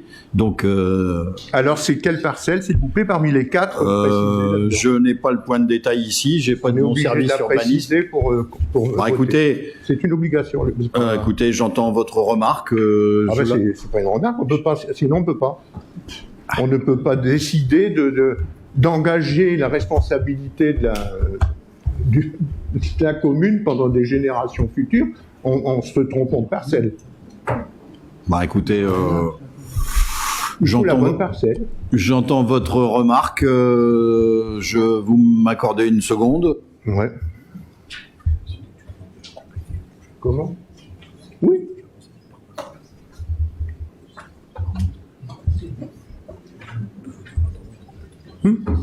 On peut compléter au prochain conseil, si vous le désirez. C'est exactement ce que nous étions en train de nous concerter. Vous voyez, monsieur Bourgois, les grands esprits se rencontrent. Non, mais on ne peut pas faire capoter le projet, on veut juste que non, mais j'entends. Donc, je retire cette délibération. Effectivement, si elle doit être complétée par le titre de la parcelle que je ne connais pas à l'instant T, parce que comme il y a eu des redécoupages, des réappellations, j'ai pas les éléments. Sauf que physiquement, vous avez bien compris, on a tous compris que c'est la bande passante entre guillemets qui dessert entre guillemets aussi l'actuel arrière de l'auberge de Tendance et Fraîcheur ou la Buissonnière si vous préférez. Écoutez, si je respecte votre purisme, donc comme en plus. On peut laisser un blanc aujourd'hui et compléter la semaine prochaine. Bah écoutez, moi je vous propose tout simplement, pour être tout à fait correct, on la reporte. Le 23 mars, on la mettra. De toute façon, on n'est pas dans l'urgence. On profitait de la passer là, puisqu'elle était concomitante aux 2 autres sujets que nous venons de passer. Si vous voulez cette précision, ce sera noté dans la prochaine délibération que je vous propose. Donc, je vous propose de reporter cette délibération à la demande express et précise de Monsieur Bourgois, et nous la positionnerons avec la bonne AH quelque chose, 1000 quelque chose, mais je ne sais pas ce qu'il y a derrière le 1-0 quelque chose. Donc nous vous la soumettrons le 23 mars prochain. Ça va à tout le monde? Oui. Pas de remarques? De toute façon, effectivement, on n'est pas dans un phénomène d'extrême urgence. Délibération suivante. Prolongation de la délégation de service public relative à la fourrière animale à compter du 22 juin 2023. approbation, création et composition d'une commission de délégation de service public. Donc, si vous le voulez bien, parce que je fatigue un peu, on va la faire à deux voix. Monsieur Lomaillet commence et je termine. Voilà, comme Monsieur le maire a dit. Donc, c'est une délibération qui se fait en deux temps, la prolongation de la DSP actuelle et une création de la commission DSP. Alors, je voulais dire ici présent que pour mémoire, au conseil municipal du 16 décembre 2021, on avait ce CIVU qui était créé sur le site de Roubaix et qui est valable jusqu'au 21 juin 2023. Donc, en entendant l'opérationnel du CIVU à l'initiative de la ville de Tourcoing, la DSP actuelle pour la gestion de la fourrière animale doit être prolongée d'1 an, car elle ne peut pas avoir de rupture du service public entre le 22 juin 2023 au 21 juin 2024. Cette prolongation doit être approuvée par le conseil municipal, puis cette prolongation entraînera un avenant de 20%. Ce dernier doit être soumis à l'avis d'une commission spéciale créée avant que le conseil municipal ne statue ultérieurement sur ce projet d'avenant. Pour information, dès que ce nouveau CIVU sera organisé, l'exécution du contrat en vigueur lui sera transférée conformément au Code général des collectivités territoriales. Ça, c'est la première partie. Maintenant, je passe la main à Monsieur le maire. Merci. Donc, cette délibération a aussi pour objet, vous l'avez compris, de désigner les membres de la commission de délégation de service public. Donc, comme ça a été abordé en commission préparatoire, les modalités de l'élection de la commission de délégation de service public sont identiques à celles présidant l'élection des membres de la commission d'appel d'offres qui existe déjà. 5 membres titulaires et 5 membres suppléants à désigner. Une élection au scrutin de liste à la représentation proportionnelle au plus fort reste et vote à main levée et non à scrutin secret si les membres de l'Assemblée délibérante le décident à l'unanimité. Donc, par souci de cohérence, il vous est proposé de désigner à cette commission de délégation de service public. Vous l'avez entendu, elle aura une durée de vie d'à peu près 1 an, le temps qu'on passe au prochain CIVU, qu'on passe à la prochaine structure qui sera mise en place. Par souci de cohérence, je disais, de désigner à cette commission les membres de la commission actuelle d'appel d'offres, qui ont été désignés par la délibération de 2020. Et donc de déposer une liste unique établie à la représentation proportionnelle au plus fort reste. Cette liste unique serait donc composée, si vous l'acceptez, comme suit, et le vote aurait lieu à main levée, ce qui paraît le plus acceptable. En liste unique, candidat titulaire, Monsieur Guy Deschamps, Monsieur Jacques Lomaillet, Monsieur Carmelo Furnari, Madame Angélique Ouattrelot et Monsieur Jérémy Rotsart. Candidat suppléant, Madame Roselyne Garminck, Madame Dominique Vandendrich, Monsieur Alain Guermont-Pré, Madame Pascale Miano et Madame Aude Auchard. Alors, approuvez-vous le dépôt d'une liste unique établie à la proportionnelle du plus fort reste, mais avant ça, acceptez-vous que le vote ait lieu à main levée. Donc, acceptez-vous que le vote est à main levée. Qui s'y oppose? Tout le monde est d'accord? Allez, on va lever la main encore une fois. Voilà, merci. J'ai votre accord pour que le vote ait lieu à main levée. Maintenant, donc, approuvez-vous le dépôt de la liste unique dont je viens de citer les candidats titulaires et candidats suppléants? Qui est contre cette liste que je viens de lire? Qui s'abstient? Qui est pour? Je vous remercie de cette simplification. Et donc, comme on l'a expliqué, le but étant qu'elle dure le moins longtemps possible pour qu'on puisse mettre en œuvre le nouveau CIVU et que de là puisse découler la création et la mise en service d'une nouvelle DSP qui nous permettra d'avoir un nouvel opérateur ou le même opérateur pour cette fonction importante. Je vous rappelle juste que, grosso modo, depuis quelques années, c'est environ 3 animaux par mois qui sont capturés, entre guillemets, sur la commune. Voilà. Chien, chat, et puis de temps en temps, quelques animaux un peu plus exotiques. Alors, délibération suivante.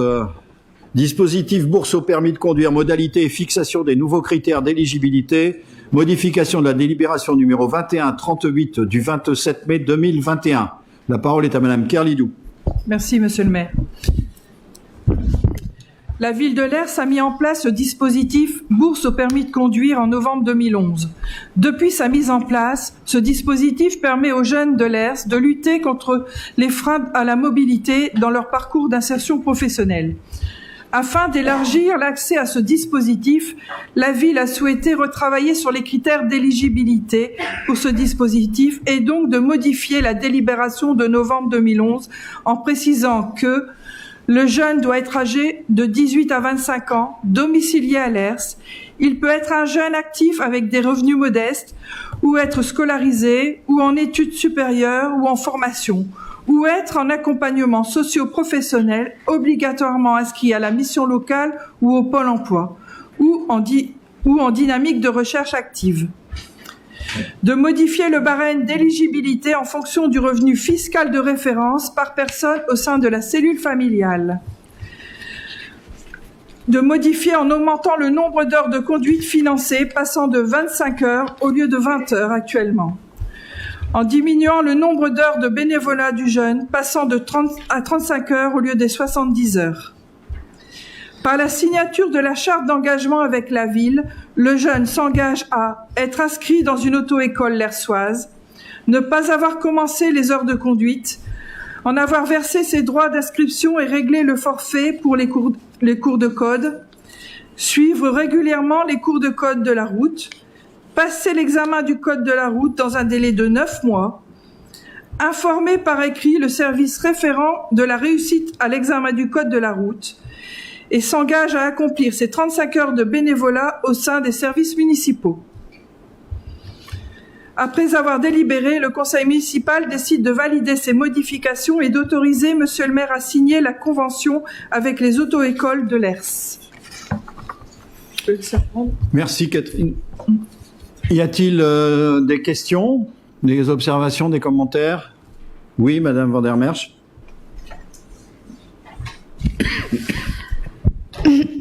Monsieur le maire, Madame Carlidou, pouvez-vous nous préciser les types d'activités de bénévolat que devra accomplir le candidat de la bourse au permis? Merci. Alors, oui. Marche pas, oui. C'est aussi un peu au choix du candidat. Ça peut être dans l'animation, ça peut être dans des services de la mairie. La difficulté, je dirais, elle est plus de trouver un référent au niveau de la mairie pour l'accompagner, parce que 35 heures de bénévolat, c'est quand même conséquent. Voilà, donc, mais c'est assez ouvert sur diverses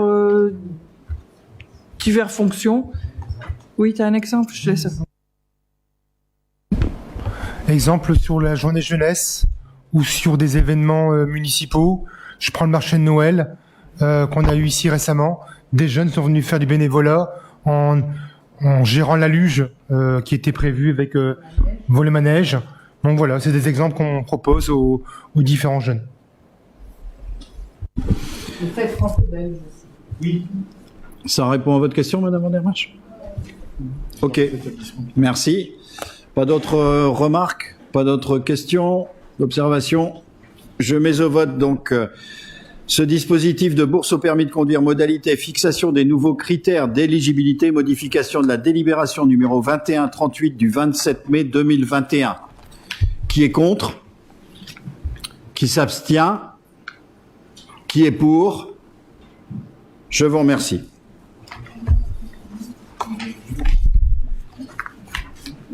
Dernière délibération pour ce soir, règlement intérieur des services périscolaires des écoles publiques, restauration et garderie, et privées, restauration uniquement, à compter du 27 février 2023. Modification, approbation, abrogation de la délibération numéro 2138 du 27 mai 2021. La parole est à Monsieur Furnari. Merci Monsieur le maire. Des modifications doivent être apportées au fonctionnement des services périscolaires à compter du 27 février 2023. Afin d'apporter aux familles recourant à ces services davantage de souplesse. Les familles seront informées via le magazine de la ville, le site internet et par mail. Dès lors, le règlement intérieur des services périscolaires des écoles publiques, restauration et garderie, et pour le privé, uniquement la restauration. Les modifications apportées sont les suivantes. La liste des pièces à fournir lors de l'inscription est complété par la dernière attestation CAF avec numéro d'allocataire et de sommes requises. Le délai de réservation pour la restauration est réduit. Les réservations sont faites 8 jours avant chaque vacances et deviennent modifiables jusqu'à 8 jours avant la date réservée. La fréquence des facturations est modifiée. Les factures seront désormais mensuelles.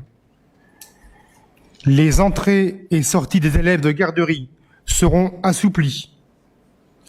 Les portes et les grilles des écoles sont fermées en dehors des heures d'entrée, 8h20, 13h20, et lors des sorties des écoles, 11h30 et 16h30. Après, l'accès à la garderie sera possible via le visophone ou la sonnette de l'école. Sauf pour les élémentaires, la sortie se fera toujours à 17h30 après l'étude. Après avoir délibéré, le conseil municipal décide d'abroger la délibération numéro 21/38 du 27 mai 2021, d'approuver le règlement intérieur des services périscolaires des écoles publiques, restauration et garderie, et privées pour la restauration uniquement, à compter du 27 février 2023. Merci, M. Furnari. Merci, M. Furnari. Y a-t-il des questions, des remarques, des observations? Madame Van der Merch?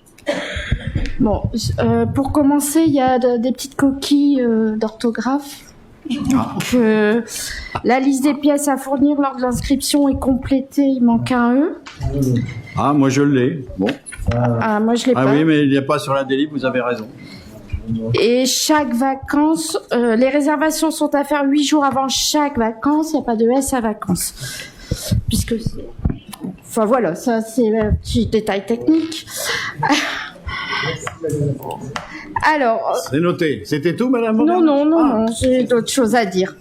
Alors, Monsieur Furnari, au nom de Vitaliser l'air, je voudrais vous remercier pour ce projet de délibération concernant la modification du règlement intérieur des services périscolaires et en particulier la baisse du nombre de jours pour la réservation des repas de cantine et de la garderie, ainsi que pour l'assouplissement des horaires de reprise des enfants à la garderie. Modification qui était demandée depuis plusieurs années. Cependant, je m'étonne que la modification de l'article 6, souhaitée par Vitaliser l'air, n'apparaisse pas dans le détail du projet de délibération, mais qui est bien repris dans le nouveau règlement. De plus, dans cet article 6 modifié, ont été retirées les conditions de non-facturation lorsqu'un enseignant est absent, non remplacé. Il me paraît nécessaire que ce soit précisé que le repas ne sera pas facturé pour l'absence de l'élève dont l'enseignant absent n'est pas remplacé. On en avait discuté en commission. Ça a été complètement enlevé.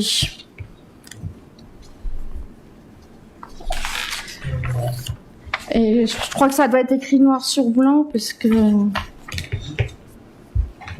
je veux dire les absences.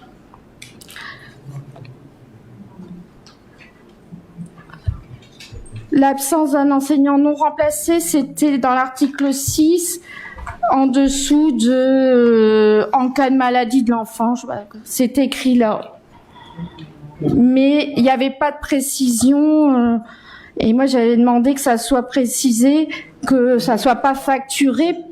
C'est une contentieux. Après, ça semble logique qu'on va pas faire facturer aux enfants le repas. Donc, on l'a pas écrit peut-être parce que pour alléger le texte, mais je me verrais mal demander au service de facturer un repas alors que l'enseignant n'est pas là. Donc, alors on l'a pas écrit, mais voilà.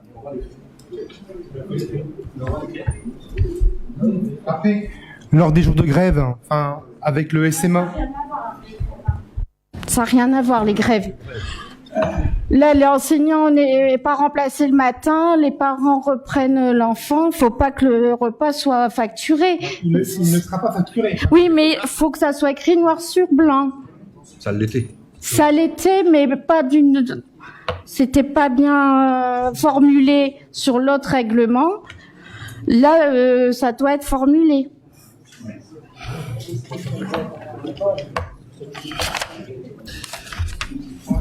Sinon, vous seriez en difficulté. Moi, enfin, on précise ça, évidemment. On précise ça en tout bon esprit de construction. C'est pour votre sécurité juridique. Parce que vous seriez à défaut vis-à-vis de la trésorerie pour ne pas constater une recette alors que vous l'avez inscrit dans votre règlement. Nous, simplement, c'est vraiment pour votre sécurité à vous qu'on dit ça. Hein. Alors, je vous propose qu'on rajoute, on va le faire directement pour qu'on puisse passer cette délibération, hein, sinon si je la reporte d'un mois, ce serait dommage. Vous en êtes d'accord? Ah ben allez-y, finissez Madame Van der Merch. Je voudrais que ça apparaisse sur le projet de délibération, puisque là on parle de l'article 3, on parle de l'article 9, mais on parle pas des modifications de l'article 6. Parce que à la base, cet article n'avait pas été modifié, on l'avait modifié ensemble en commission. Il y a des petites choses qui ont été modifiées, donc je voudrais que ça apparaisse sur le projet de délibération. Article 5, article 6. Oui, mais il faut que je l'écrive.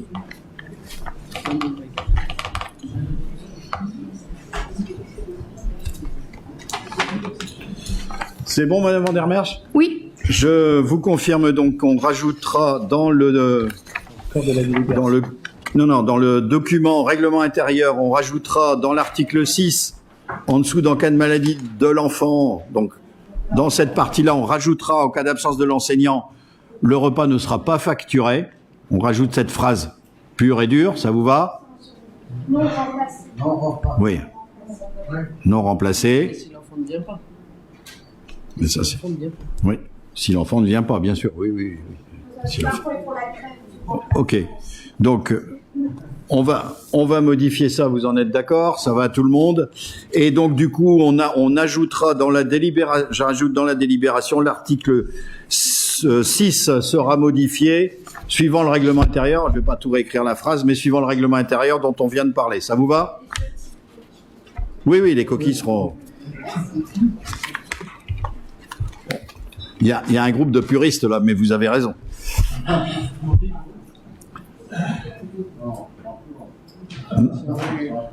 Monsieur Johnston. Merci Monsieur le maire. Je voudrais compléter l'intervention sur le fond de Madame Van der Merch sur une intervention sur la forme. On ne va pas tourner autour du pot. Ce changement de règlement intérieur périscolaire intervient suite aux interventions des associations de parents d'élèves, de collectifs de parents et des conseillers municipaux pour faire suite au vote du conseil municipal du mois de décembre. Et si cette intervention vient en aval, c'est expliqué par le meilleur moyen combien l'amont a été mal amené. Et je voudrais détailler sur 2 points. Le premier, c'est celui des élus. On vient encore de voir quelle est la limite d'évoquer en commission des délibérations sans présenter sur table le projet de délibération. C'est-à-dire que c'est complètement impossible. On a vu le problème avec Monsieur Bourgois tout à l'heure, on voit le problème aujourd'hui. Il faut que chacun sache, les collègues autour de la table savent, les lairs soient moins, ils l'envisagent. Lorsqu'on a des commissions de préparation de travaux, on a des évocations de délibération sur des principes.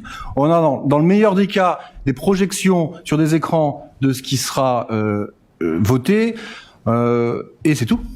Là, on entend bien qu'on parle d'un règlement de 4 pages qu'on a reçu vendredi après commission, et donc la commission a parlé sur d'éléments fluides, friable, dont on voit la limite qui peut amener à des considérations techniques en conseil municipal où ce n'est pas nécessairement le lieu. Ces considérations techniques doivent être traitées en commission. À ce sujet, Vitaly Zeller avait déjà plusieurs fois demandé une révision du règlement intérieur de ces commissions qui avait d'ailleurs, mais je ne doute pas que ça va venir très prochainement, hein, Monsieur le maire, j'ai entendu votre engagement, mais j'insiste encore une fois sur l'importance de ces changements réglementaires du conseil municipal sur lesquels nous avions demandé l'enregistrement des commissions, pour un premier point, et puis surtout, là, à la lumière de ce qu'on vient de voir encore une fois, une présentation à minima des écrits de la délibération à chacun des conseillers pour qu'il puisse faire son travail de conseiller municipal. Ça me semble quand même et le minimum pour pouvoir délibérer en bonne connaissance des éléments, et ensuite une facilitation de la vie et du travail du conseil municipal qui ne doit pas s'arrêter sur des notions techniques comme on a dû le faire un peu tout à l'heure un peu longuement avec monsieur Bourgois, mais on a vu que c'était nécessaire. Et deuxième point, ça c'était la manière de l'amener vis-à-vis des élus. Deuxième point vis-à-vis évidemment des usagers. Encore une fois, là, on agit en aval d'une délibération, alors qu'il aurait été bien plus démocratique, consensuel, et j'irais même jusqu'à dire poli, de l'évoquer en amont. Encore une fois, nous avions évoqué dès 2020, à Vitaliser l'ERS, le souhait et le besoin de constituer vous l'appellerez comme vous voulez, un comité de pilotage du projet éducatif de territoire. Il y a un embryon qui avait été fait avec la modification des rythmes scolaires, je ne sais plus le nombre d'années, il y a 15-5 ans. Voilà. Pourquoi ne pas se servir de cet embryon pour aller plus loin? Mais aller plus loin, qu'est-ce que ça veut dire? Ça ne veut pas dire associer un membre du service des écoles à la commission qui existe déjà. Qu'on s'entende.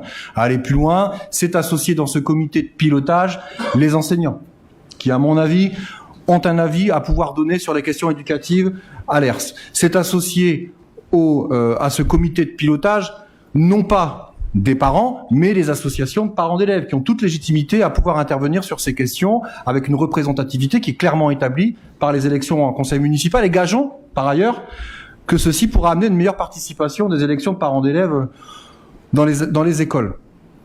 Maintenant, une fois qu'on a ce groupe créé avec les élus, avec les enseignants, avec les parents d'élèves, que faire? Travailler sur les questions éducatives dans leur transversalité. Qu'est-ce que la transversalité, la continuité éducative? Le temps scolaire, les moyens que l'on donne au temps scolaire, les moyens pédagogiques, l'enveloppe que l'on donne à chaque élève pour pouvoir réussir sa scolarité, et le temps périscolaire qui doit être coordonné et adossé sur ce temps scolaire. Et là, sur le sujet que nous venons d'évoquer, mais je ne vais pas revenir encore une fois sur la tarification du temps périscolaire maintenant, c'est un sujet qui doit évidemment être abordé par ce comité technique. Et j'ose dire, si des décisions difficiles doivent être prises, car dans toute collectivité, il y a des décisions difficiles à prendre, alors après, tout dépend de la proportion, évidemment, encore une fois, on va pas refaire le débat, j'ose croire que ce type de structure, ça a le meilleur moyen pour faire de la pédagogie plutôt que de recevoir chaque parent d'élève mécontent dans son bureau. Monsieur Rotsa.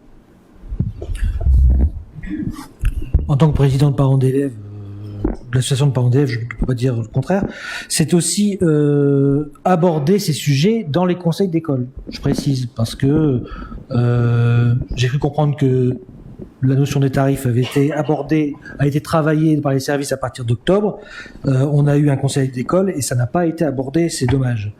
Et au vu, alors moi j'ai une remarque sur le règlement. Au vu des nouveaux tarifs, du prix des nouveaux tarifs des repas, je trouve quand même qu'on pourrait faire une annulation des repas le matin même.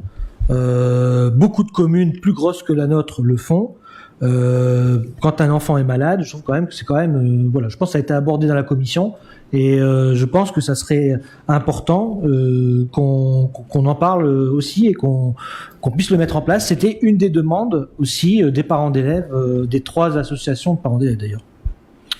Merci, je vais laisser monsieur Furnari qui souhaite répondre. Répondre à monsieur Johnston. Donc d'abord, j'ai mis un avis favorable à mettre en place un PEDT. Donc le groupe de travail Oui. Donc, pour preuve, on vient de terminer un cycle d'information avec l'ensemble des acteurs sur un projet. On va lancer un projet autour de l'éducation au goût, avec aussi la chasse au gaspillage alimentaire dans les cantines. Et donc, le premier comité de pilotage va démarrer le 7 mars. Donc, on vient de terminer les réunions avec les APE, avec les parents d'élèves, il y a quelques jours. Donc, on va réunir les enseignants, les encadrants, les enfants, les parents d'élèves sur ce comité de pilotage et on le fera systématiquement pour chaque projet. Donc, on va répondre à la demande par rapport à ce PEDT.